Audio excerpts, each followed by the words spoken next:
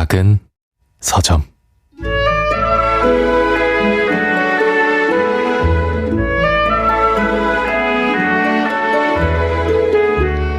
집을 나선다.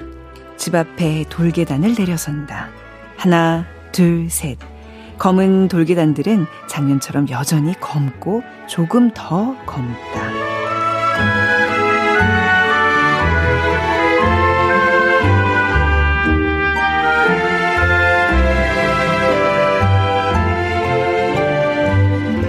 안녕하세요. 작은 서점 아나운서 최원정입니다.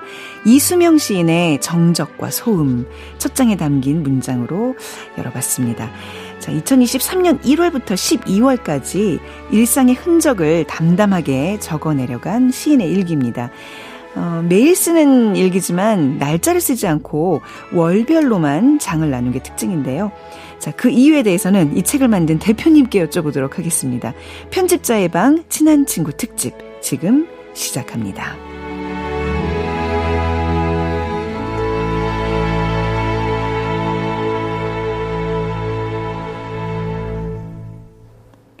작은 서점 최원정입니다. 자, 작은 서점에서 애청자분들과 조금 가까워지는 시간을 마련하고 있는데요. 어디에서 저희 그 작은 서점 듣고 계신지, 연령대는 어떻게 되시는지, 요즘 어떤 책 읽고 계신지 저희가 엄청 궁금합니다. 예를 들면요. 부산에서 듣고 있는 30대 최원정입니다. 요즘 너무 더워서 지구 반대편으로 여행 가고 싶어서 호주 여행책을 읽고 있습니다. 뭐 이렇게 적어주시면 됩니다. 답변 주신 분 가운데 매일 한 분께 도서 상품권 2만 원 금액이 충전된 모바일 상품권 드리겠습니다. 선물 수령을 위해서 휴대폰 번호가 담긴 문자로만 받도록 하겠습니다. 문자 번호는 샵 9730이고요. 짧은 문자 50원, 긴 문자 100원. 당첨된 분께는 개인 연락을 드리도록 하겠습니다. 그리고 작은 서점은 유튜브, 팟캐스트, 오디오 클립을 통해서 다시 들으실 수 있습니다.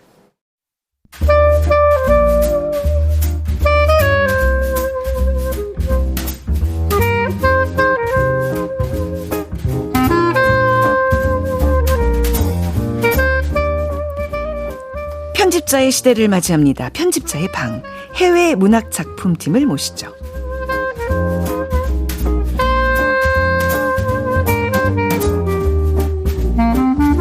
편집자의 방, 친한 친구 특집을 마련했습니다. 내 친구를 소개합니다. 자, 오늘 권현승 편집자가 모셔온 친구는요. 회사 대표님이십니다. 자, 난다 대표님 김민정 시인님, 그리고 난다의 권현승 편집자 두 분과 함께 하겠습니다. 어서 오십시오. 안녕하세요. 안녕하세요. 안녕하세요, 대표님. 네, 안녕하세요. 김민정입니다. 네. 그러니까 지난주에는 우리 편집자들의 친한 친구를 이제 모셔서 김민경 편집자께서는 정말 그 같이 일하는 동료를 모시고 왔는데 권현승 편집자님 대표님을 모시고 왔어요. 자, 이런 경우에는 이제 두 가지죠. 친구가 없다. 업계에 친구가 없다. 두 번째는 사회생활을 정말 기가 막히게 잘한다. 네. 어느 쪽이신가요? 친구가 없나라는 생각을 잠깐 했는데. 그러니까 약간 우스해져. 갑자기 상념에서. 그렇지는 않고요. 네. 둘 다 땡이고. 네. 정말 친한 친구로 와서 모셨습니다. 대표님인데 친한 친구다. 네. 굉장히 이건 좀 드문 경우인데 저는 우리 사장님 친구라고 생각하고 해본 적이 없거든요. 네, 어떤 관계신데? 네. 일단 대표님이시긴 하지만 네. 가장 가까운 동료이기도 하고, 정말 친한 친구라고도 할 수 있을 것 같아요. 네. 그러니까 서슴없이 막 통화하면서 뭐 일 얘기하다가 자주 일에서 벗어난 이야기까지 종종 하게 되는. 아, 그러시구나. 네, 네. 근무 여건이 굉장히 좋다는 지금 얘기로 들려요. 정말. 질문은 제가 대답이 네 밖에 할 수 없는 상황이긴 한데. 김민정 씨는 뭐 좀 업계에서 또 뭐 이렇게 문학계에서 굉장히 유명하신 분이잖아요. 본인이 본인 소개하기 좀 쑥스러우실 테니까 권현승 편집자님께서 시님 소개 좀 해주세요. 그렇죠. 네. 사실 이제 저 준비된 이 텍스트에도 양력이 네. 있는데 굉장히 기세요. 그리고 네. 사실 여러 역할이 있으시고, 그러니까 저희 대표님이시긴 하지만 동시에 이제 여러 시집을 네. 내신 시인이시기도 하시고, 네. 그중 많은 시집들을 실제로 최소한 제목 정도는 들어보셨을 거라 생각이 들어요. 뭐 아름답고 쓸모없기를 같은 시집도 있고, 근데 제가 옆에서 지켜본 대표님은 네. 본인이 편집자로 불릴 때, 그리고 편집자로서의 역할을 수행할 때 가장 행복하신 분인 것 같아요. 그래서 오늘 뭐 편집자의 방의 코너에 오신 거기도 하고 또 가장 본인이 행복해하시는 편집자, 문학 편집자로서 저는 소개를 하고 싶습니다. 그렇군요. 사실 김민정 시인과는 제가 10수년 전에 낭독의 발견에서 처음 뵙고 그때는 우리가 되게 어렸었잖아요. 그렇죠. 근데 지금 이제 어느덧 중년의 나이를 지금 다시 제외하면 지금 저 굉장히 감회가 새로워요. 근데 그대로세요. 방송을 보시는 분들이 있으실 거라고 알기 때문에 네, 시간이 정말 화살처럼 간 것 같아요. 네. 근데 그 사이에 굉장히 또 몰입해서 또 이런 편집자 일을 하시면서 대표도 맡으시고 그러니까 한 개만 계속 지금 파신 거예요. 어디 다른 데로 새지 않고. 그것도 대단한 것 같아요. 그렇죠. 아나운서 계속 하셨잖아요. 저희 이제 뭐 직장인이니까 좀 얘기가 다르고. 네. 근데 또 이렇게 출판사를 하시면서 이제 편집자 일을 하시면서 또 이런 권현승 편집자 같은 분과 같이 굉장히 만족스러운 직원 어떻게 평가를 할까요? 네. 근데 사실 정말로 가장 가까운 동료인 것이 저희 좀 고민이 있을 때 가감을 보통 안 하는 편 같아요. 네. 뭐 서로 잘 울기도 하고. 그리고 심지어 제가 처음 만났을 때 편집자로 소개받았는데 혹시 배구 하셨어요? 라고 물어봤어요. 키가 엄청 커서. 출판단지에서 190 넘는 남자를 처음 본 거죠. 그래서 그 설렘이 제가 좀 그래서 현승이 고모 이모를 자처했던. 네. 아니 두 분이 또 북 콘서트도 되게 자주 하신다면서요. 그럼 뭐 호흡을 많이 맞춰보셨다는 얘기인데. 우리 그때 뭐 악의꽃. 네, 뭐 라이브 방송도 하고 뭐 이런 것들을 할 때 서로 좀 잘 아니까 서로 마이크 비지 않는 그 타이밍을 잘 서로에게 파고들 수 있는 그런 게 좀 좋은 것 같아요. 짜고 오지 않아도. 믿고 듣는 방송. 네. 사실 여기 지금 이렇게 3인방으로 들어오셨거든요. 요즘 진짜 핫하다는 유성원 작가님을 저희가 스튜디오 밖에서 이렇게, 이렇게 앉아 계시죠? 네. 얼마 전에 성원 씨는 어디로 가세요? 라는 소설을 내셨고 저희 난다 출판사에서는 또 차장님이신데 직원이세요. 네. 우리 성 작가님도. 네네네. 저와도 오랫동안 호흡을 맞췄던 정말 편집의 또 신이라고 하실 수 있는. 네. 작가가 또 대박을 내서 기쁘시겠어요. 그죠? 네, 너무 벅차죠. 제가 모시고 있는 게 너무 영광이어서. 근데 정말 이 여름에 이제 휴가철이기도 하잖아요. 그래서 좀 색다른 소설 한번 읽어보고 싶다. 혹은 세상에 문장을 이렇게 쓰는 작가도 있는가? 이렇게 계곡처럼 흐르는 소설 문장의 소유자가 있나? 한국에 좀 보기 드문. 그래요? 네, 제가 또 이제 편집자 다른 사람을 소개하려니까 목소리가 좀 빨라지고 말투가 그러는데 진짜 좀 독특한 소설의 세계를 좀 안내해 드릴 수 있는 작가인 것 같아요. 이 더위에 정말 계곡처럼 흐르는 그 수려한 문장들을 막 접하고 있으면 지금 말씀하신 대로 수려 등목하는 것처럼 시원한 느낌을 받겠네요. 네네네. 그런 분이 지금 저희 사실 스튜디오 밖에서 관객으로 지금 함께하고 있습니다. 네. 다음에 또 기회 있으면 한번 인사 나누는 시간 가져보도록 하고요. 두 분 오늘 어떤 책 가져오셨어요? 오늘 이제 주제가 시심을 부르는 책이잖아요. 시심을 부르는 책이다. 그래서 저는 이제 대표님께서 기획한 책 중에 이수명 시인님의 정적과 서움이라는 책을 준비했고요. 네. 대표님은? 저는 권현승 편집자가 도맡아서 하고 있는 저희 난다 출판사 안에 모호라는 해외문학 브랜드가 있는데 모호의 대표라고 할 수 있거든요. 네, 권현승 편집자가 기획하고 뭐 편집 다 했던 초록수첩이라는 책을 가지고 왔습니다. 대표님이세요, 모호의. 편집자님이면서도 대표시면서. 네, 제가 외국어 까막눈이기 때문에 몰라요. 추천해 주시면 다 좋아 보여서 해요. 네. 자, 그럼 오늘 어느 책부터 먼저 들여다볼까요? 이수명 시인 책부터 한번 들어가 볼까요? 네. 정적과 소음입니다. 이 책을 선정하신 이유는? 사실 이제 주제를 시심을 부르는 책이라고 했을 때 거의 곧바로 떠오른 책이었고요. 그러니까 아주 단순한 사실부터 이야기를 하면은 시인이 쓴 일기라는 구조를 가지고 있어요. 그래서 이 책 같은 경우는 2023년에 1월부터 12월까지의 이제 일기가 담겨져 있는데요. 제가 이 책을 읽을 때는 단초가 되는 책이라는 생각이 들어요. 그러니까 시가 탄생하는 순간이 보여진달까요? 이 책 안에서 보인달까요? 시가 탄생하는 순간이 보여진다. 그러니까 굉장히 그냥 평이한 일상을 쓰시는 것 같지만 이게 결국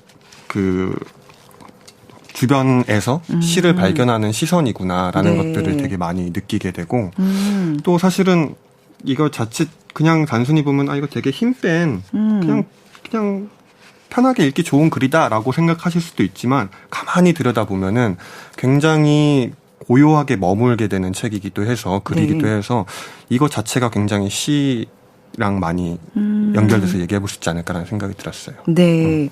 날짜 없는 일기 시리즈잖아요. 두 번째 책이라고 소개가 돼 있던데 첫 번째 책은 내가 없는 쓰기? 네. 이수명 작가님이 쓰신. 저도 이제 요거를 이북을 통해서 읽었는데 어떤 느낌이었냐면 제가 먼저 감상평은 전 사실 시를 좀 잘 몰라요. 근데 이제 이걸 산문식으로 쓰면서 황금 어장 같다는 표현이 맞을까요? 그러니까 뭔가 이렇게 길러내고 계속 그래서 계속 적었어요. 저희 수첩에 이런 표현. 시는 말로 쓰는 그림이다. 이미지를 볼 수 있어야 한다. 뭐 이런 것들 있잖아요. 익숙함은 배반하는 것이다. 뭐 손을 씻는 일, 조금 전의 행위로부터 뭐 멀어지기 위함이다. 내가 손을 씻으면서 내가 그 순간순간에 단락을 만드는 일이었구나. 뭐 이런 정말 생각지도 못했던 그런 표현들을 제가 계속 길러냈어요. 우물에서 물 길어내시지. 그렇게 하시게끔 하려고 낸 거예요. 독자들로 하여금 되게 적극적인 독서를. 네. 그러니까 읽고 그냥 페이지를 그냥 넘기는 것이 아니라 나도 모르게 옮겨졌고 나도 모르게 이 이미지에 빠져서 단어들을 이제 텍스트 안에 들어있는 단어들마저도 집어내려고 하는 보이지 않은 달겨들음. 네. 네. 근데 왜 날짜를 왜 지운 걸까요? 이 시리즈는 약간의 스토리가 있어요. 제가 이제 개인적으로 가장 좋아하는 시인이 누구냐라고 할 때 언제나 이수명, 저 개인적으로 이제 언니라고 하는데 왜 제가 존경하냐면 매일 읽고 매일 쓰는 사람이에요. 진짜로 매일 읽고 매일 쓰기는 쉽지 않은데. 매일 도서관에 가고 강의가 없는 날에는 매일 그런데 이제 어느 날 통화를 하다가 약간 좀 혼자 읽고 혼자 쓰는 삶에 지칠 수도 있잖아요. 근데 제가 통화를 하다가 저 언니가 매일 쓰고 읽는 것을 갖고 싶다는 생각했어요. 저걸 내가 그렇게 못 사니까 저 이야기들 내가 공부하고 싶다. 그래서 언니한테 5권을 쓰라고 얘기한 거죠. 잠깐 쓰라고 명령을 내린 거예요? 지시를 내린 거예요? 언니 쓰라고 무조건. 그래서 5권을 이제 겁대가리가 없는 거죠. 제가. 바로 계약부터. 약속을 너무 잘 지키는 사람이기 때문에. 네. 그래서 언니의 매일 쓰고 매일 읽는 삶이 약간 이 박스 안에 이제 들어갔으면 좋겠다는 생각이 들었고 그리고 매일 쓴다라고 했을 때 1월 1일부터 12월 31일까지라고 가두면 딱 그 날짜가 주는 시의성이라는 것이 이제 좀 가치잖아요. 네, 그래서 언니가 이렇게 줄 몰랐는데 이제 다 쓰신 다음에 정제해서 한 달에 개수로. 그래서 저희 책을 보시면 전 이 만듦새도 꼭 말하고 싶었는데 보시면 1부터 11, 1부터 12 이거 뭐냐고 물어보신 분 되게 많았어요. 이거 1월에 11개, 2월에 12개 이렇게 있다라는 뜻이었어요. 네, 그래서 저희 나름의 이렇게 기호화를 시킨 거였는데 그래서 이 책 같은 경우는 제가 좋아했던 문장이 뭐였냐면 쓰는 동안만 쓸 수 있다 였어요. 쓰는 동안 쓰는 일이 가능해진다. 이 언니 죽을 때까지 쓰겠다는 마음 같았어요. 네, 우리는 살아있는 동안 쓸 수 있다라는 게 너무나 큰 울림처럼 맞고 그래서 매일 읽고 매일 쓰는 사람이 그 사람의 사유와 관찰과 묘사를 우리가 이렇게 따라가 볼 수 있는 거기 때문에 저는 그냥 언니한테 장난할 수 있는 흙을 준 거예요. 무엇이 빚어져 나올지 모르는 흙. 아주 기본적인 종이라는 거와 시간을 준 거죠. 그래서 날짜가 필요 없죠. 그러니까 시인의 그 시간을 그냥 몽땅 사버린 느낌 있잖아요. 그리고 책을 결과로 탁 낸. 혹시 오늘 이수명 시인께서 아세요? 오늘 본인 책이 이렇게 소개된다는 거? 아니요. 미리 말하면 또 가서 무슨 얘기 할까 이런 말 하지 않겠지만 제가 좀 더 자유로워지고 싶어서 미리 이렇게 말하진 않았어요. 오늘 방송의 만듦새도 좀 잘해서 보답해드리고 싶은 생각이 드네요. 근데 기본적으로 제가 만약에 이 책을 만든 편집자가 아니고 다른 출판사에서 나온 책을 제가 혼자 알게 됐다면 누구한테도 말해주지 않았어요. 저 글 쓸 때 약간 사전처럼 도움받는. 그래서 느낌. 나 혼자만 알아야지 약간 그런 생각이 있었던. 적극적으로 홍보를 많이 못했네요. 어떠세요? 이 책 지금 추천하셨잖아요.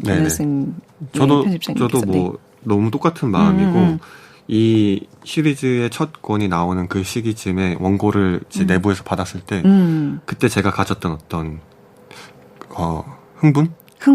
너무 좋다. 그러니까 이게 좋다에 대한 왜 좋은지를 설명하려면 너무 많은 얘기들이 필요하지만 그냥 즉각적으로 너무 좋다. 그래갖고 그냥 그때 아마 이렇게 바로 얘기를 했던 것 같아요, 대표님한테. 네. 이걸 너무 좋다고. 네.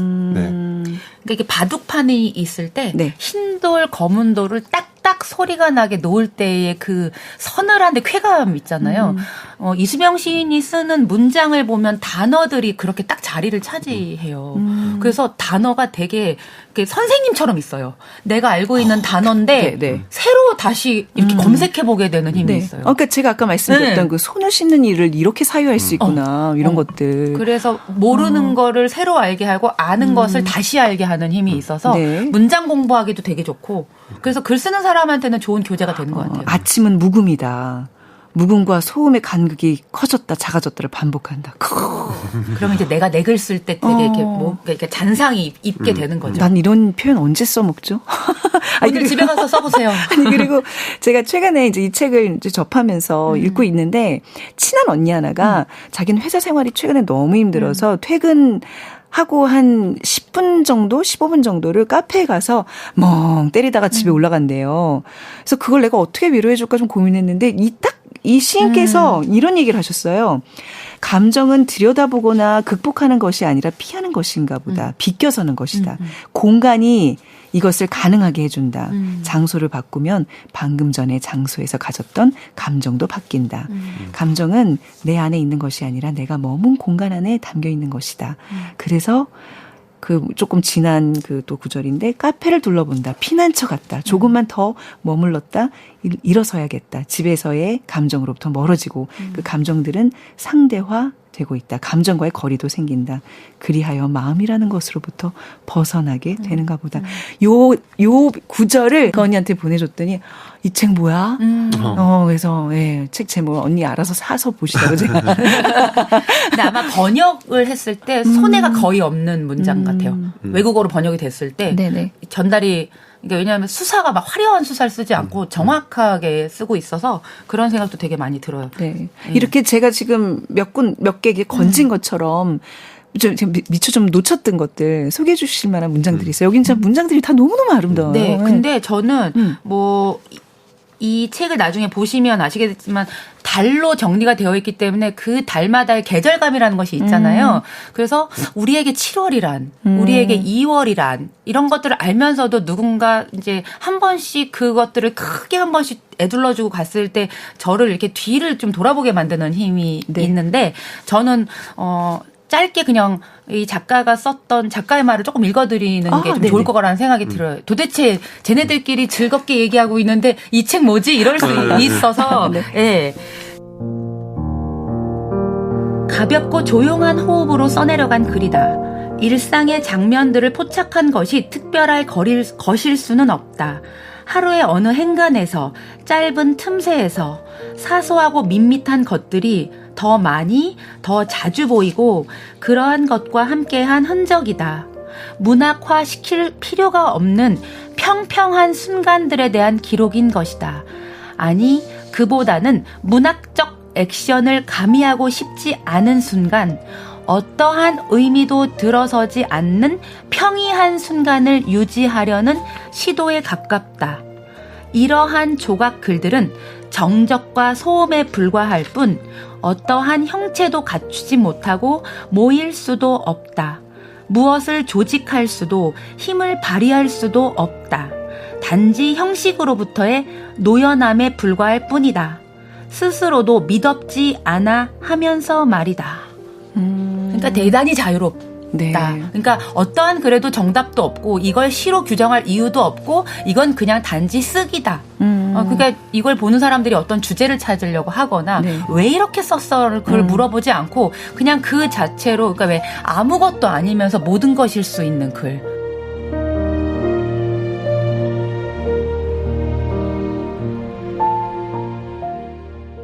저는 그런 의미에서 제목도 정적과 소음 이 큰 것이 저희한테 좀 자유로움도 줄 수 있는 것 같아요. 네. 아무것도 아니지만 모든 것이 될 수 있다고. 굉장히 좀 사실 이번 편이 좀 저한테는 굉장히 어려워서 시라는 영역은 다른 세계였거든요, 저한테는. 네. 그래서 좀 접근하기가 어려웠는데 저랑 좀 비슷한 생각이 있으신 분은 이 이수명의 정적과 소음을 읽으면 조금 뭔가 입문서처럼 네, 좀 뭔가 좀 개념이 좀 잡힌다 그래야 될까요? 그래서 너무 좋아요. 그래서 철학 책을 따로 보지 않아도 철학서에 대한 비유가 좀 있거든요. 네. 그럼 그 부분이 어머 이 사람 거 내가 좀 찾아봐야겠다.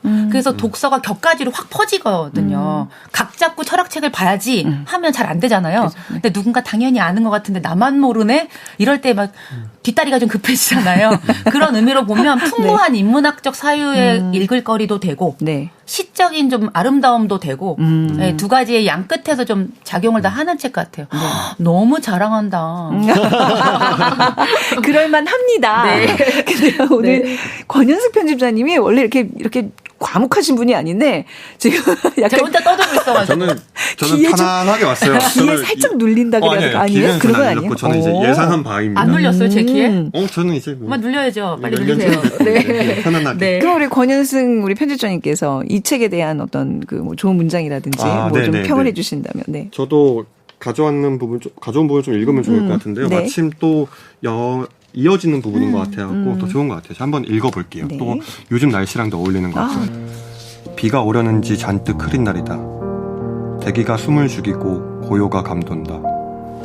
대기가 숨을 죽이면 모두가 숨을 죽인다. 지금 눈앞에 보이지 않는 다른 곳에서도 이러한 고요를 따르는 것 같다. 모두 숨을 죽이고 고요를 함께 바라본다. 갑자기 정적이 깨지는 한순간을 생각해본다. 비가 한두 방울 후두둑거리며 창문에 떨어지거나 주차장으로 들어가는 자동차의 엔진 소리, 휴대폰의 알람 소리, 이런 소리가 가라앉은 기운을 흔들고 아주 얕고도 보잘것없는 소음이 무거운 것을 잊게 만든다. 생활이다. 생활이 고요를 깨트리는 순간을 따르면서 한없는 침묵 속에 빠져들지 않고 지낸 것일 테다. 생활은 생활을 보게 한다. 생활로 향하며 우리가 바로 소음이라는 것을 보게 한다. 그러니 고요는 생활이 갑자기 멈추는 상황일 것이다. 비가 오려고 흐려서라기보다는 생활이 문득 멈춰서 고요가 고인다. 나는 일어서서 수돗물을 튼다. 물이 쏟아지는 소리를 듣는다. 생각난 듯이 세면대에 비누 얼룩을 지운다. 고요를 지운다. 생활이다.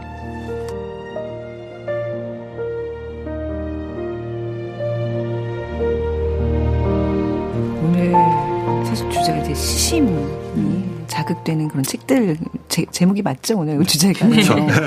그러니까 시가 어려운 게 아니라 이렇게 정말 생활에서 뭐라도 이렇게 조금만 잠시 들여다보면 그 익숙하지 않은 뭔가를 발견할 때 그때 글로 쓸 수 있는 게 시인에만 있는 것 같아요. 네, 지금 말씀하신 것처럼 세수하다가도 손을 씻으면서 아까 대표님께서 하시지만 이게 무슨 의미지? 이런 거를 이 뒤에 무슨 의도가 있는 거지? 이런 걸 살피기 전에 사실 이 제가 읽어드린 부분에서 그 시인님이 주목하시는 어떤 감각들은 사실 우리가 문득문득 이미 느껴왔던 감각이잖아요. 그냥 그것들을 일깨우는 책이라고 생각이 들어요. 여기서 무슨 비누 얼룩을 지우는 게 무슨 의미지? 그런 거 찾을 필요도 없고 그냥 이렇게 고요함이 문득 찾아오는 순간이 나한테도 있었지. 그 순간이 언제였을까? 네, 시인분의 그 시인님의 경험을 읽으면서 내 경험을 다시 반추해보고 이런 것들이 다 이 책 안에 있는 것 같습니다. 비슷한 그 표현으로 물병이 쓰러지면서 물이 쏟아진다 하면서 쏟아지는 언어들을 생각한다. 감당할 수 없는 그 막 언어들의 막 방향이 어디로 가는지 뭐 이런 표현도 이렇게 하셨어요. 그러니까 진짜 항상 그 매일 쓰고 매일 읽는다는 게 어떤 느낌인 줄 알아요. 이분은 그냥 시인의 세계로 매일매일 여행을 하시고 또 그걸 항상 기록하시는 분인 것 같아요. 그러기 쉽지 않은데 말이죠. 그치. 아무리 작가라도. 그러니까 저처럼 매일 안 읽고 매일 안 쓰는 사람은 어떤 대상물을 보면 얘를 바깥의 외형을 묘사하는 그래서 막 화려하게 문장 하나를 치장하기 바쁜 거예요. 깊이 있게 못 들어가니까. 근데 매일 읽고 매일 쓰면서 그 대상을 매일 바라보는 사람은 이 너머를 투과해서 볼 수 있는 것 같아요. 그래서 이수명 시인의 문장을 보면 그러니까 막 멋들어지게 막 같은 거 달지 않아요. 네. 되게 냉하게 한 줄이 되게 단문이 많은데 그 단문이 많은 생각들의 사유를 정말 꿰뚫고 지나가는 게 많아서 문장을 좀 서늘하게 쓰고 싶다. 정확하게 쓰고 싶다.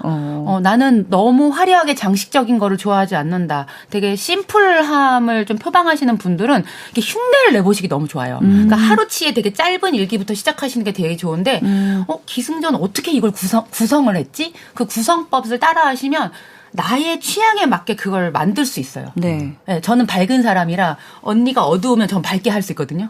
네, 그 틀을 좀 흉내 내보시는 것도 이 여름에 글쓰기에 약간 조금 공부법이 되실 것 같아요. 그러니까 일기를 좀 이렇게 습관적으로 이제 쓰는 분들 있잖아요. 네. 근데 뭔가 말라간다. 내가 표현력이 말라간다 하시는 분들이 이렇게 레퍼런스로 두기에 참 좋은 책. 그리고 요즘 왜 SNS도 네. 한 문장 하면 이게 어떻게 보면 SNS는 저는 싫다고 생각하거든요. 네네. 길게 쓸 수 없잖아요. 네. 그런 때도 좀 도움이 될 수 있는. 네, 많이 그런 것 같아요. 그러니까 저 같은 경우는 이런 시리즈를 기획을 할 수 있었던 이유가 제가 어렸을 때부터 일기 책을 모았어요. 본인이 쓴 일기요? 아니요, 작가님이? 아니요. 저는 저를 별로 좋아하지 않으니까 제 일기는 하찮고, 그러니까 뭐 제가 저희 집에 보면 서가에 일기로 된 책만 이렇게 모여져 있어요. 그러니까 제가 오늘은 그냥 요즘에 읽고 있는 거는 이렇게 황정은 작가의 작은 일기고, 네네. 제가 끝까지 아직도 못 읽은 게 이제 이 가게로 일기라는 그 일본 작가의 이제 책인데, 그러니까 저는 어렸을 때부터 왜 이렇게 일기를 좋아해서 남의 사적인 게 궁금했던 거예요. 그쵸, 네. 제 기질이. 근데 왜 커서도 편집자 생활을 하면서도 이 일기를 끊임없이 찾아보는가라고 하면 그 일기 속에 그 사람에 들어 있잖아요. 그러면 어떤 작가가 그 사람의 취향, 그러면 이제 그 사람의 취향을 이렇게 훔쳐보면서 이 사람 이런 책 내면 좋겠다. 이런 것들을 캐치할 수 있고, 사실 일기라는 것이 아무도 안 볼 거야라고 생각하지만 누구도 볼 수 있다라는 생각을 나름 하잖아요. 그렇죠. 그러니까 되게 자유롭게 쓰는데 또 누가 볼 거라고 생각하니까 또 그 긴장도 또 네. 유지하거든요. 거기 이 되게 묘하게 그 매력이 되게 살아있는 것처럼 느껴지더라고요. 맞습니다. 네. 요즘 책들, 소설도 그렇지만 시도 그렇고 요즘 텍스트 힙이라 그러나요? 네. 하여튼 그게 되게 유행이라면서요. 네, 근데 네, 네. 읽는 거에 그치지 마시고 한 번쯤 이렇게 나도 작가다라는 생각으로 한 문장 한 문장씩 써내려가시면 이런 책들 아마 눈에 들어올 것 같습니다. 네. 네. 자, 오늘 이수명의 정적과 소음 잠시 살펴봤고요. 이 책 좀 마무리하면서 준비한 곡이 하나 있어요. 이것도 너무 시적이라서 가사가 저희가 함께 좀 들어보고 싶은데 어떤 날에 초생딸 괜찮으세요 두 분? 네. 네, 잠시 듣고 오겠습니다.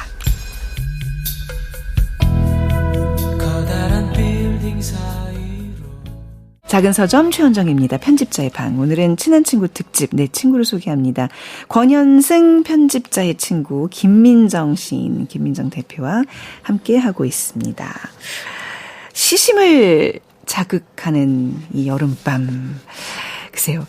예전에 저는 조정래 선생님이랑 김초혜 선생님이 이렇게 한번 어디 이렇게 방송에 나오셨는데, 조정래 선생님이 부인을 소개하시면서 저는 제가 너무나 되고 싶었던 게 시인인데 저는 이루지 못했지만 이분이 시인입니다 하면서 시인을 한껏 축혀 세우시더라고요.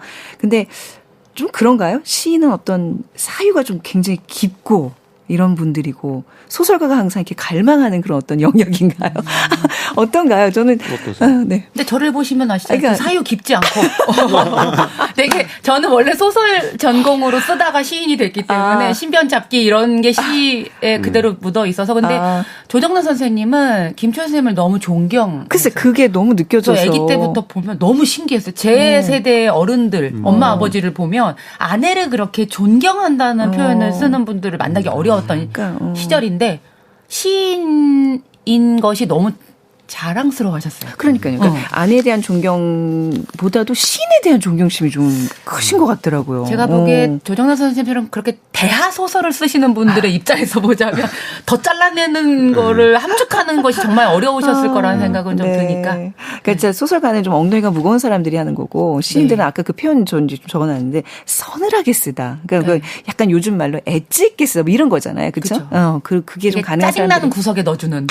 그러니까 어떻게 적다 쓸까 하는 콕콕 박히게 그렇죠. 그게 오래 가잖아요. 그 시심이 한번 이렇게 딱 발동되면 뭔가 내 마음에 박히면 누가 이렇게 핀셋을 뽑기 전까지는 항상 뭔가 마음에 남는. 나 뭐 워낙 갑자기 막 신이 되고 있는 것 같아요. 이미 시심으로 충만하시네. 시심전심이시다.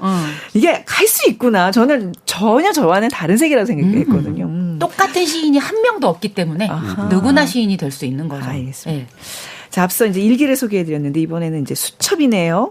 네. 저는 이 책을 딱 어느 날 딱 넘겼는데 마음대로 잡히지 않으니 그래서 아름다운 것이라는 한 문장이 있어요.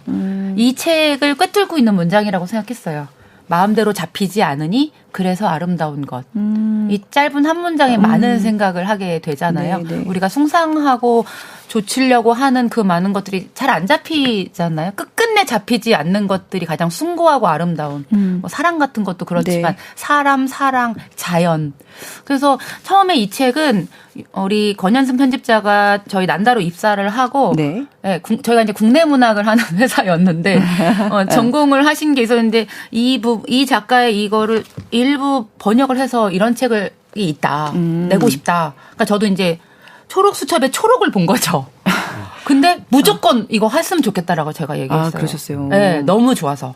일단 아름답고. 아름다워요. 너무나 아름답고. 아름다워요. 저 지금 제 손에 쥐고 있는데 제가 이걸 한 일주일 전에 구매를 해서 지하철에 갈 때도 딱 가슴에 이렇게 끼고 오늘은 좋은 제가 아이템이죠.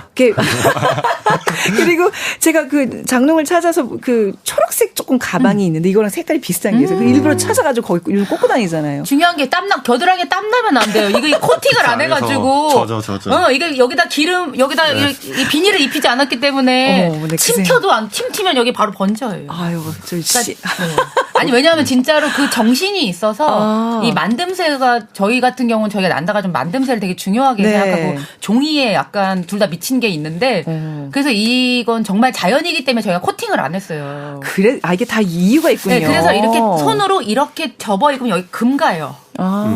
그것도 자연이잖아요. 자연스러운 것처럼 아름다운 게 없으니까. 진작 알려주시. 제가 지금 너무 여기 겨드랑이에 끼고 있었더니 지금 제가 하나 새 책을 사드릴게요. 지금 보니까 그 모든 색 중에서 녹색이 가장 신비롭고 가장 위안이 될 수 있을 것이다. 아마도 그 깊은 곳에 낮과 밤이 조화롭게 있어서일까? 초록이라면 곧 식물인가? 모든 풀과 모든 이파리 우리에겐 녹음, 서늘함, 잠깐의 안식처. 라고 책 뒤에 써있는데 지금 이걸 이제 봤네요. 이거 굉장히 아름답죠. 네. 아주 작은 글씨로. 제가 약간 여기 출판사에 좀 제의하자면 글씨를 조금만 키워주시면 안 될까요? 제가, 그러니까 이제 한 50대에 접어들면 이제 글씨가 좀 안 보여서 조금 힘들었던 부분이 제가 있어요. 언니, 저도 같이 50대에 접어들었는데 저는 아직 괜찮아서. 네. 알겠습니다. 이게 필리프 자코테의, 산문집이라고 그래야 되나? 수첩이라고 돼 있지만 산문집, 시집? 산문이랑 시가 다 섞여 있어요. 네. 어떤 책인지 조금 소개를 해 주실까요? 네, 이 책 이제 말씀하신 것처럼 초록 수첩인데 그 시도 많이 수록돼 있고 그만큼 산문도 많이 수록돼 있어서 그러니까 이럴 때 참 저희가 장르 고르기가 좀 힘들어요. 언제나 고민이에요. 그러니까 이제 그 ISBN을 발급을 받거나 혹은 서점에 이제 분류를 이제 이거는 에세이로 해주세요. 뭐 시로 해주세요 이렇게 정해드려야 되는데 이런 책을 낼 때는 참 고민이 많이 되죠. 그만큼 이제 시와 산문이 섞여 있는데 작가는 그런 거 별로 개의치 않고 다 수록을 하기 위해서 수첩이라는 표현을 썼던 것 같아요. 이제 수첩이라는 게 일기랑 되게 비슷한 개념이잖아요. 그러니까 수첩에 일기를 쓸 수도 있는 거고 그러니까 저는 되게 현장에 가까이 있는 물성을 좀 떠올리거든요. 그리고 이제 약간 연필이나 펜으로 써 있는 뭔가가 떠오르고. 저도 수첩 요즘 항상 들고 다니거든요. 네, 그런 쥐제 수첩처럼 이렇게 막 가슴에 하나, 뒷주머니에 딱 꽂고 다니는데, 이런 개념인 거죠. 네, 항상. 네. 그래서 이 초록 수첩은 초록이기 때문에 자연에 대한 얘기가 굉장히 많아요. 자연에 대한 묘사. 근데 마치 이 글이 자연을 이 시인이 산책을 하면서 그 순간에 자기 손에 이 수첩을 들고 그러니까 글을 써내는 것 같은 느낌으로 정말 현장감이 있게 묘사가 되어 있어요. 네. 필리프 자코테 어떤 시인인가요? 프랑스 시인이고요. 사실 작고하신 지는 얼마 안 됐어요. 2021년에 1925년에 태어나서 21년에 작고했어요. 꽤 오래 사셨죠. 그리고 이제 21세기까지도 작품 활동을 이제 노년까지도 하셨는데 한국에는 이제 많이 소개가 그전에는 안 된 작가 시인이긴 하지만 사실 프랑스에서는 이제 20세기 상반기가 있고 하반기가 있잖아요. 하반기에서는 사실 가장 중요하고 네. 실제로 그 가장 중요하다라는 거의 기준이 뭐냐? 연구가 얼마나 많이 되느냐일 텐데 프랑스에서도 가장 연구가 많이 되는 시인 중에 그래요. 네. 오. 네. 좀 저는 낯선 이름이긴 했지만 굉장히 또 해외에서는 주목했었던. 네. 좋습니다. 이 책 그래도 우리 김민정 대표께서는 좀 어떻게 평가하시는지 좀 들어볼까요? 저는 네. 이 책을 처음에 이제 뭐 원고는 미리 봤었지만 이렇게 책으로 한 권에 물성이 돼서 나오면 새 것이 되는 거잖아요. 네. 그래서 요거를 들고 주말에 책이 나온 금요일 주말에 토요일 날 제가 혼자서 이걸 본 다음에 저의 친구인 권현승 편집자한테 너무 감격해서 전화했어요.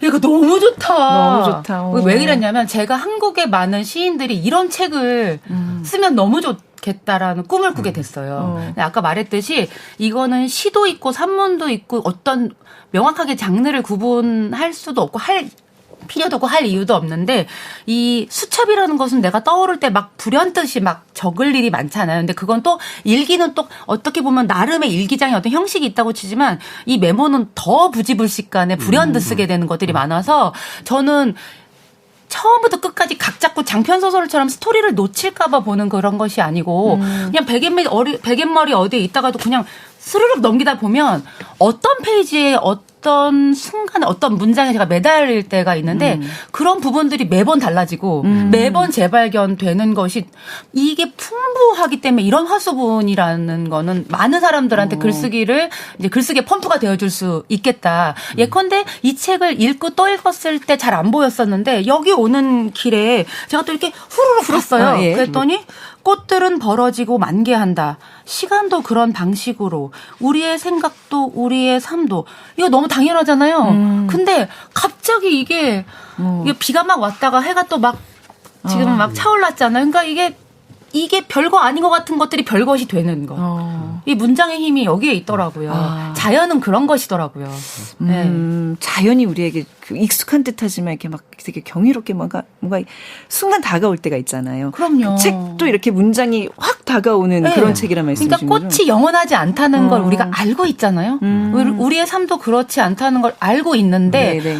그냥 꽃은 예쁘다 졌다 하지만 우리가 저렇다는 것을 늘 잊고 있다가 네. 이런 문장을 만나면 우리도 저렇지 유한하지 이런 것들이 확 올 때가 이런 빛과 함께 올 때가 있는 것 같아요. 네. 저는 이제 좀 다른 맥락에서 항상 이렇게 접근을 하는데 그러니까 저는 좀 이렇게 실용주의자인 것 같아요. 그러니까 이런 데서 이걸 꼭 써먹어야지. 이럴 때 내가 써먹을 좋은 문장이 하고 이게 그런 좀 이렇게 좀 다른 접근이잖아요. 아니면 목소리가 너무 좋기 괜찮아요. 때문에 이렇게 해도 돼요?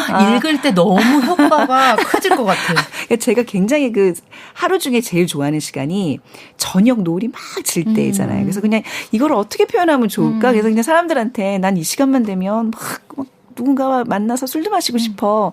선과 악이 불분명한 개와 늑대의 시간 같지 않니? 뭐 이렇게 표현을 했는데 네네네. 그것도 이제 여러 명한테 한 수백 번 써먹으니까 그게 또 한다 막 이러잖아요. 근데 여기에 그 순간을 되게 많이 그렸더라고요. 한번 읽어봐 주세요. 저녁 노을 시간을 어떤 사람들은 자기들의 간절한 기다림과 기도로 하늘을 너무 피곤하게 한 나머지 하늘이 그들에게서 돌아선 것이라고 생각한다. 아직 어둠이 빛보다 결정적으로 우세하지 않아 마치 어떤 은총과도 같았다. 합의된 유해, 미뤄진 결별, 둔탁함이 조금 완화된 찢어짐이랄까? 마치 누군가가 환영들을 멀찍이 떼어놓으려고 한참 전에 당신 침대맡에 램프 하나 가져다 놓은 것처럼 그 진원지가 더 이상 보이지 않는 겨우 살아남은 불빛이 만물 내부에서 퍼져나와 땅에서부터 올라가는 시각이었다. 아니 어떻게 그 노을 지는 시간을 이렇게 표현할까요? 근데 우리가 막 짠 건 아니지만 이수명 시인하고 낭독할 때 들으면 되게 비슷한 결이 있어요. 네. 그렇죠. 정확한 단어들. 저는 지금 언니 목소리를 들으면서 단어들을 내가 새롭게 하나씩 깨우치고 있었어요. 진짜로요? 그러면 또 하나 읽어드릴까요? 그럼요. 그러니까 제가 또 등산을 굉장히 좋아하는데 제일 좋아하는 시기가 이제 겨울에서 봄으로 막 넘어가면서 막 연두빛이 막 이렇게 막 솟아날 때. 근데 그것도 이제 제가 표현력이 너무 부족해가지고 어머 난 이렇게 이 청초한 이런 빛 막 갓세수한 그 신 그 표현 있잖아. 뭐 이런 식으로 피천득 신 약간 오마주해서 그런 식으로 사람들한테 얘기하면 너 작년에도 그 얘기했어. 그 4, 5월의 연두빛을 굉장히 좋아하는데 여기 이렇게 표현했더라고요. 우리는 지나갔다. 우리는 4월 이 음영의 젖을 마셨다. 우리의 눈으로.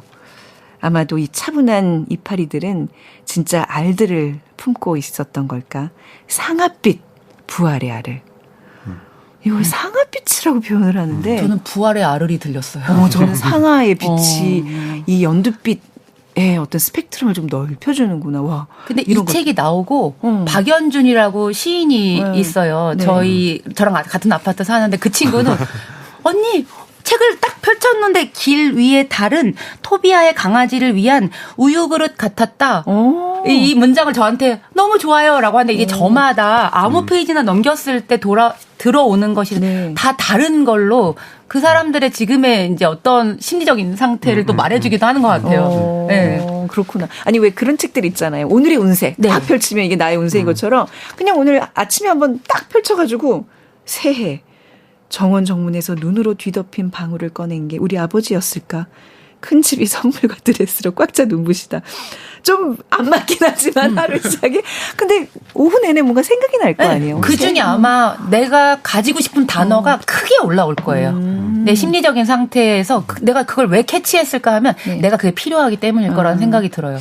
이런 시심을 불러들이는 책들, 특히 이제 이런 뭐 산문, 일기, 시집 이런 거 하나씩 들고 다니면 이런 재미가 있군요. 오늘 좀 새롭게 느끼네요. 네네. 두 책 다 그래서 그 완독에 대한 어떤 집착이라 할까요? 그런 거 전혀 안 해도 되고 그냥 한 페이지만 읽고 다 읽었다 하셔도 좋은 책. 후렴 보다가 탁 나왔을 때 이게 약간 쾌감 같은 때가 있어요. 네네. 이거 지금 나를 건드리는 것을 만났을 때 이 책이 더 소중해지잖아요. 본인이 그래도 편집을 한 거니까 요런 대목 좀 추천해 한다 하는 거 좀 읽어주세요. 네. 저는 개인적으로 사실 자연에 가까운 사람은 아니었고 계속 도시 생활을 한 사람이었고 했는데 이 책 읽고 그렇게 이제 꽃을 지나가다가 꽃을 좀 보게 되는 게 있는데 그런 맥락에서 하나를 이제 읽어드릴게요. 되게 짧은 부분인데요. 접시꽃은 어떻게 피나 여름이 지나감에 따라 키 큰 꽃대의 아래부터 위로 올라가며 한편 발치에서는 그 넓은 잎사귀들이 녹슬고 찢어지고 때론 누더기처럼 떨어진다. 6월의 어느 날 점점 높이 피신하는 방식의 이런 개화에 나는 깜짝 놀랐고 나무들 꼭대기에서 황금빛으로 산 정상에서 분홍빛으로 물들며 역시나 점점 더 높이 올라가며 피어나는 저녁 태양이 떠올랐다.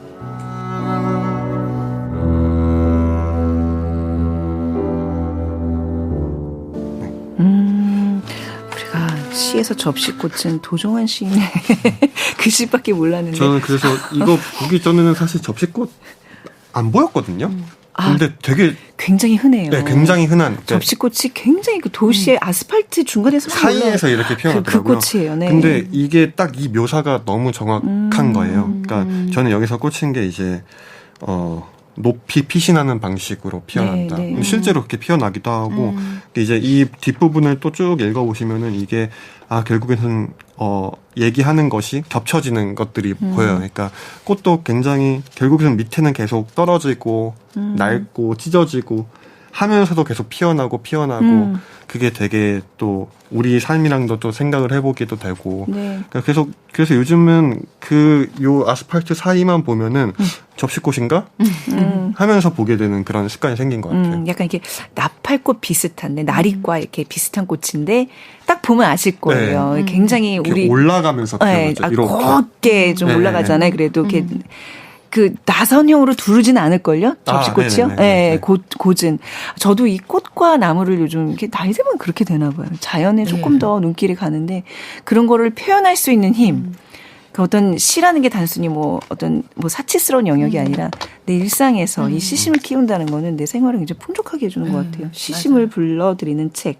네. 오늘 이수명의 정적과 소음 그리고 필리프 자코트의 초록수첩 두 권을 소개받았는데 두 분께 이런 분들에게 이 책 지금 읽으시면 너무 위안이 될 것 같아요. 어떤 분들에게 좀 추천해 줄 수 있을까요? 먼저 정적과 소음 이수명 시인의 책. 아이들 키우는 엄마들이 꼭 봤으면 좋겠어요. 그러니까 그게 무슨 문학을 하는 사람들 이런 거랑 상관없이 아이들을 키우는 엄마들이 매일을 기록하는 습관을 했으면 좋겠다고 생각한 게 뭐냐면 아이들은 제가 보니까 절로 크는 게 아니더라고요. 근데 엄마가 이제 매일 어떤 일상을 기록하면 정확해지잖아요. 네. 그 정확하지 않으면 아이들도 흔들리고 그리고 우리 문장과 우리 말을 직접 써보는 데서 이 어휘력도 대단히 풍성해지거든요. 이 국어사전을 서로 공부할 일은 아닌 것 같고, 내가 이렇게 쓸 수 있는 언어가 어디부터 어디까지일까가 되게 바닥이 드러나거든요. 일기를 쓰다 보면. 네. 그러면 엄마 스스로 이 책을 읽으려고 하는 노력이 생길 거라는 생각이 들어요. 저는 쓰기로부터 읽기가 가는 과정이 됐으면 좋겠다는 마음이 네. 들어요. 네, 어휘가 점점 고갈되는 건 정말 방송을 하는 사람이잖아요. 네. 진짜 많이 느끼거든요. 그래서 그 이제 카톡 같은 거 나에게 이제 카톡을 하면서 좋은 표현들을 맨날 이렇게 올려요. 어떻게든 기록을 좀 몇 개 네. 남기려고. 단어들이 휘발되죠. 맞아, 휘발대고. 쓰는 것만 또 쓰고 되게 좁아지는 네, 거예요. 네, 네, 그런데 제가 보니까 쓰기가 우선이 되면 맞습니다. 와, 내가 이 단어 맞다. 이 단어가 맞아요. 있었지. 네. 이게 확장될 수 있어서 맞습니다. 네. 애들한테 책 읽어라 소리가 안 나갈 것 같아요. 함께 할 수 있는 것. 네. 그러려면 먼저 쓰는 습관을 줄 수 네. 있어서 네, 그런 마음이 좀 들었어요. 네, 어휘를 늘리고 싶다. 교양 있는 말하기에 좀 관심이 네, 있다 하시는 네. 분들 네. 읽으시면 좋을 것 네. 같고. 필리프 자코트의 초록수첩 어떤 분에게 추천하시나요? 저는 이제 일상에 너무 이렇게 바쁘게 치여 계시는 분들 읽으시면 좋겠다는 생각이 드는 게 저는 이 책을 명상하듯이 읽었던 것 같거든요. 근데 명상이라는 게 뭐 대단한 게 아니라 저는 명상이 그냥 자기의 템포, 자기의 시간을 찾는 과정이라고 생각을 해요. 네. 근데 이 책이 가지고 있는 고유한 리듬 같은 게 있다고 저는 보거든요. 그 리듬이라는 게 굉장히 천천히 흘러가요. 네. 시간이. 저희가 이제 일상을 살다 보면은 너무 막 제가 사는 게 아니라 다른 맞아요. 일상이 와갖고 저를 움직이게 하잖아요. 내가 사는 게 아니죠. 네. 그렇죠. 그러다 보면은 완전히 고갈이 되는 경험들을 일상에서 많이 하게 되는데 이 체력과 무관하게 그냥 약간 머리가 이렇게 막 넉다운되는. 근데 이제 이 책은 거기에 반대에 있는 것 같아요. 그래서 그렇게 딱 지쳐 있었을 때 내 템포를 좀 찾고 싶다 네. 했을 때 저희가 이제 말씀드린 것처럼 그냥 아무 곳이나 네, 읽어보시면서 그냥 천천히 읽어보시고 그냥 그러다가 또 덮으시고 그 다음에 이제 다시 일상을 살아가시고 네. 이러시면 좋지 않을까. 근데 이 책은 약간 나무 같은 책 같아요. 네. 그냥 나무를 의식하지 않고 있는데 네. 어느 날 문득 봤을 때 무성해져 있고 짐승처럼 자라 있고 짐승. 한여름에 나무들은 짐승처럼 자라는 네. 표현을 많이 이제 하는데 시인들이 하는데 근데 또 겨울 되면 어느 순간에 입 다져 있고 어떤 수능과 감흥의 자세. 근데 이 책이 약간 그런 수능과 감흥을 일깨워주기도 했던 것 같아요. 저한테는 까불지 마라. 어허. 약간 이런 끝이 좀 웃기긴 하지만 그러게 지금 쓰는 거 너무 멋진 단어, 네. 멋진 어휘를 쓰다가 아니 그러니까 제 스스로 네. 건넘지 말아라. 네, 네. 네, 그런 거를 저 스스로 이렇게 겸손된 자세를 겸손된 의자에 앉혀주는 책이긴 했어요. 자꾸 대신 갑자기 그렇게 썼나? 알겠습니다. 이수명 시인의 정적과 소음, 네. 필리프 자코트의 초록수첩 오늘 소개해드렸습니다. 편집자의 방 해외문학팀 시간이었는데요. 오늘 두 분 회사가 아닌 이 방송국에서 만나는 느낌 좀 새로웠죠? 네. 방송국에서 처음이니까. 자, 우리 난다의 김민정 대표님 그리고 난다의 권현승 편집자 두 분과 함께했습니다. 자, 두 분 보내드리면서 이 곡으로 좀 마무리해볼까 해요.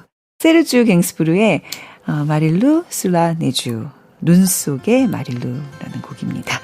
자, 그리고 우리 또 다음에 또 만나요. 기회가 네. 있겠죠? 네, 네, 오늘 네. 두 분 보내드리면서 작은 서점도 문 닫겠습니다. 감사합니다. 안녕히 계세요. Marilou repose sous la neige.